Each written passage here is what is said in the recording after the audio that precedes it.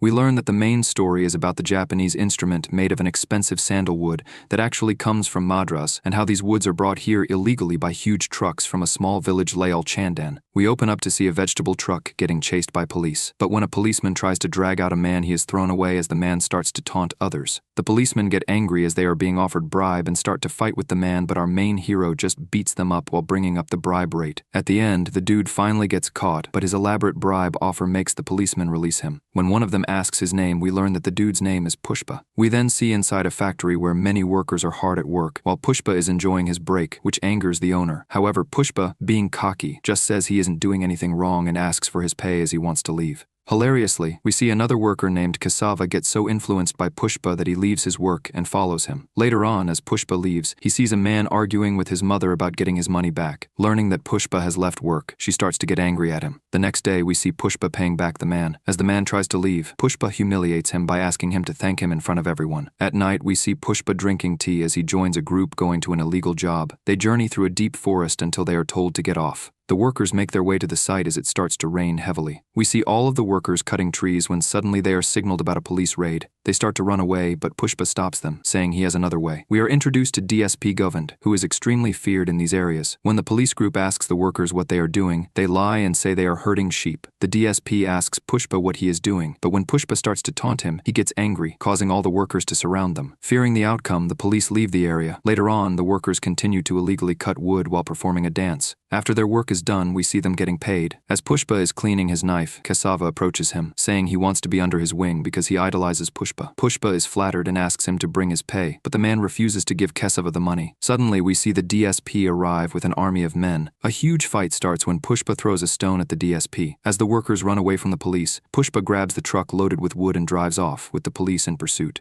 Suddenly, he appears right in front of them. The DSP takes him to the police station, where he is tortured as they ask about the truck's location. However, Pushpa isn't affected by it and starts to taunt the DSP. A man arrives and jokingly asks for his name. Pushpa becomes serious as the man starts to push his buttons. We see a flashback to the past where Pushpa goes to school to introduce himself, but suddenly a man appears, taunting Pushpa's mother by saying her son is a bastard born out of wedlock. This man, who is Pushpa's stepbrother, embarrasses them in front of everyone. Back in the present, we see Pushpa go to a restaurant when a gang of 3 brothers arrives. We are introduced to Jolly, who is a pervert. Next is Jaka, who is the brains of the group, and the last one is Kanda, who is the beast with only one arm. We see the brothers praise Pushpa for not giving any information to the police. They try to bribe Pushpa to get him to reveal the truck's location. Finally, after some persuasion, he agrees but continues to taunt them, which makes them angry. They arrive at the location where they find the truck in a well. They give Pushpa his money and tell him to leave on his own. Offended, Pushpa asks Cassava to buy the same car as the brothers. Later on, they return home in their new car, which shocks everyone. Pushpa takes his mother for a ride in front of everyone to taunt them while they look at him with jealousy. They go to the Jaka brothers again. When Kanda arrives, he starts to beat everyone up but stops when he sees Pushpa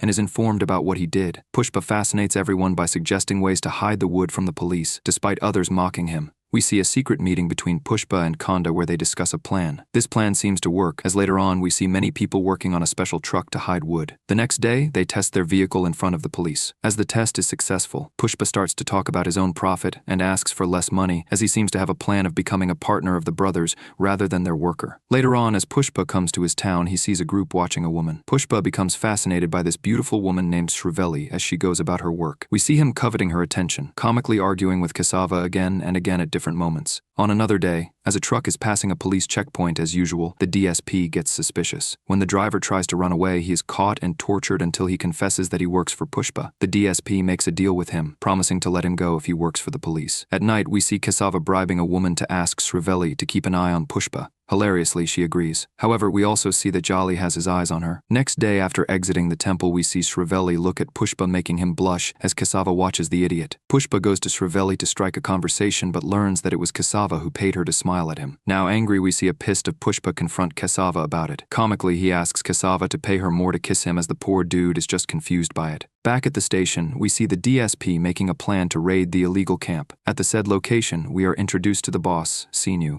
who is responsible for transporting the material. We see him and Kanda talking about how Jolly is too absorbed by a girl to work properly. Just then, Pushpa arrives and is introduced to Sinu. As Sinu's car drives by, they find a man underneath the dirt. They grab him, beat him up, and then kill him. The next day, we see Pushpa and Cassava waiting for Shrivelli for a kiss. Shrivelli looks extremely nervous about this prospect as her friends push her to it. They both get in a car and start to argue. However, as they continue, Shrivelli hilariously starts to cry, saying she wants to save her first kiss for her husband. We see a comical scene as the women flock around them but soon leave, making Pushpa vow that he will one day get his kiss. Later on, we see Pushpa arrive at the base, where he finds a woman crying inside, captured by Jalali. He releases her, looking angry. Sometime later, Jolly confronts Pushpa but is interrupted when Pushpa receives a phone call informing him that the police know about the base. Realizing this, Pushpa rushes to hide the goods before the police arrive. We see a tense scene as everyone gets to work, throwing all the wood into the waterfall. Seeing this, an angry Jolly calls Khanda, who tells him to put the blame on Pushpa if matters go south, and asks Jolly to leave that place. In the forest, we see Cassava rush away as instructed by Pushpa. Finally, the police arrive at the site as Pushpa takes care of all the loose ends. Cassava enters an office, where he asks a man to close the dam to secure the woods. They rush off together to ensure the woods are safe. Back at the operation, we see an angry DSP looking at Pushpa as Pushpa taunts him. Pushpa and the defeated DSP have a conversation,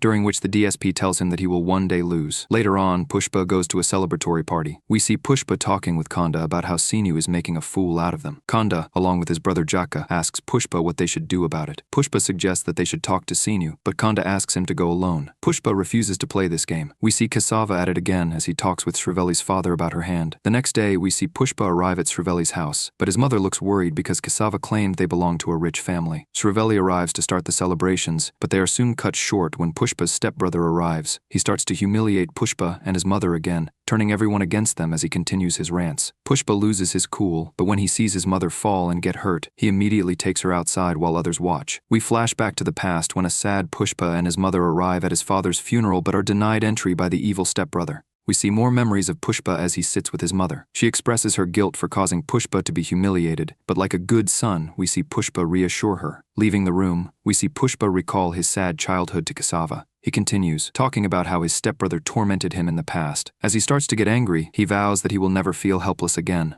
On the other hand, we see Sinu torturing someone as Pushpa arrives. Sinu gets a call from the minister to spare the man he is torturing, but Sinu, being heartless, insists that he killed him. We see Sinu talking with Pushpa, but our charismatic boy turns the tables on him, explaining how he has already sent the wood to a dealer. He starts to negotiate with Sinu, asking him to pay him otherwise. He will sell his goods to Sinu's competitor. Shocked by Pushpa's audacity, they stare at him as he leaves. Suddenly, Pushpa returns after overhearing their plans to harm him. He asks for a phone to make a call, and we see him sealing the deal to sell the goods right in front of them, angering Sinu's henchmen. A full-on fight breaks out between them. At the end of the fight, a cocky Pushpa leaves. Later on, we see Pushpa arrive at a site to meet Murugan for a deal. He hands over a sample to the guard, asking him to show it to Murugan. As the boss gets shocked at the great quality of the wood, we skip to see exactly how Pushpa obtained it from the bottom of the forest. Now back to the present, he shows the boss the real stock, but the boss asks to deal with him instead of Murugan. Pushpa refuses, asserting his position. Pushpa calls Khanda and tells him how he visited Murugan, making Khanda angry. Pushpa explains how they can make a lot of money if they trade with Murugan instead of Sinu. Pushpa is happy after Khanda agrees to the deal. Inside a barn, we see Jolly beating up the men who sold them to the police, including Shrivelli's father. Jolly gets a wicked idea, saying he will forgive him if he gives him Shrivelli. When Shrivelli arrives there in search of her father, Jolly harasses her, demanding that she come to him at night if she wants to see her father. A sad-looking Shrivelli prepares for her fate, but in a twist, she goes to Pushpa and tells him about the situation. Pushpa, still angry about the embarrassment his mother faced, initially shows no interest. Despite his reluctance, Shrivelli tries to convince him by revealing that she actually wants to marry him. Moved by her love, Pushpa agrees, and we see him confront Jolly. He starts beating Jolly while looking livid. Holding Shrivelli, he continues, pushing Jolly to lose control and start shooting at them. Undeterred, Pushpa breaks Jolly's hand as Shrivelli watches. Just then, Cassava arrives and informs them that he has safely placed Shrivelli's father in the car. As they are leaving, Jolly threatens Cassava, saying he will take his revenge one day. Sometime later, Pushpa safely brings them to their house. Before leaving, Shrivelli brings him food and gives him a kiss. The next day, we see Khanda arrive at the hospital to visit his brother, where he learns that Jolly can't talk or walk. Not knowing who did this, we see an angry Khanda leave. Back at his home, we see Pushpa and Cassava talking about what they did to Jolly when they get interrupted by Khanda, who sends them on a mission. Later on, we see Pushpa and Shrivelli flirting with each other inside the car, but Pushpa continues to act foolishly. A startled Shrivelli leaves after her friend calls for her and mocks her for. We see Pushpa arrive at a shop and collect a bag filled with money as Khanda suspiciously watches him, observing his actions. Khanda tells him to head towards the base. At home, Kesava realizes that Khanda has overheard the conversation he had with Pushpa about beating up Jolly. At that moment, we see Pushpa get kidnapped. As he regains consciousness, Pushpa sees Khanda confronting him. Not taking it seriously, Pushpa starts to laugh while taunting them. Fed up with him, Khanda orders his henchmen to bury Pushpa. However, in a climactic moment, the workers arrive and begin shooting at them. A full-on fight breaks out between the two groups as a blindfolded Pushpa tries to find his way out. We see him being chased by Jaka and his men as he fights them in an epic way. After removing his blindfold, he shoots the men who have his bag. Kesava comes to save him as we see Sinu's men holding Jaka with the intention of killing him. However, Jaka is saved by Pushpa, who arrives and beats them up. Now, Sinu's right-hand man, Jaka, asks Pushpa to let him go. Right then, they receive Sinu's call offering Pushpa a partnership if he releases his man.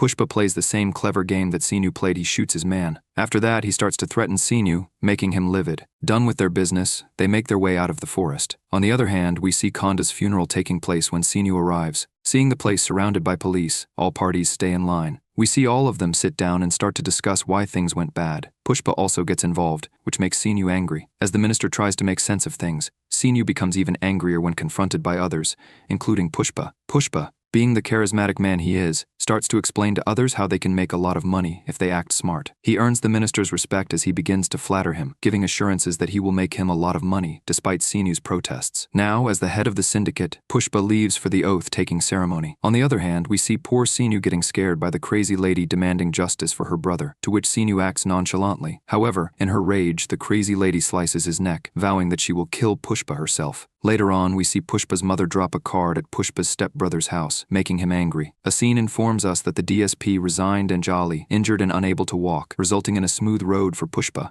However, a new man named SP Bianwar arrives. We see him easily arrest men while acting comically, but we learn that the dude is a psychopath after he kills a man without any worry. We see Pushpa talking affectionately with Shrivelli when he receives a warning from his mother that something is not right. Pushpa goes to meet Banwar as invited to his upcoming wedding. Pushpa hands over the commission to the SP, but the amount is not complete, which makes SP angry. He orders his men to count again and indirectly taunts Pushpa about his background. The SP asks his men to handcuff Pushpa as he continues his rant, now mentioning Shrivelli, which angers Pushpa. Now livid, Pushpa asks the SP how much more he wants, but we see that the SP wanted to humiliate Pushpa from the start by making him call him sir. Later on, we see Pushpa doing everything that the SP told him, making others worried, but it soon ends as Pushpa goes to meet the SP on his wedding day with a plan in mind. They enjoy drinks, while on the other hand, Pushpa's mother is worried about where her son is. Back at the field, we see Pushpa come straight to the point as he confronts the SP about what he said. In a surprising turn of events, Pushpa shoots his own hand, which frightens the SP. Back at the wedding, we see the minister arrive while Pushpa continues to toy with the SP, humiliating him further. In the ending scene, we see Pushpa arrive at his wedding in a state of undress, leaving others shocked while the SP remains dazed after what happened.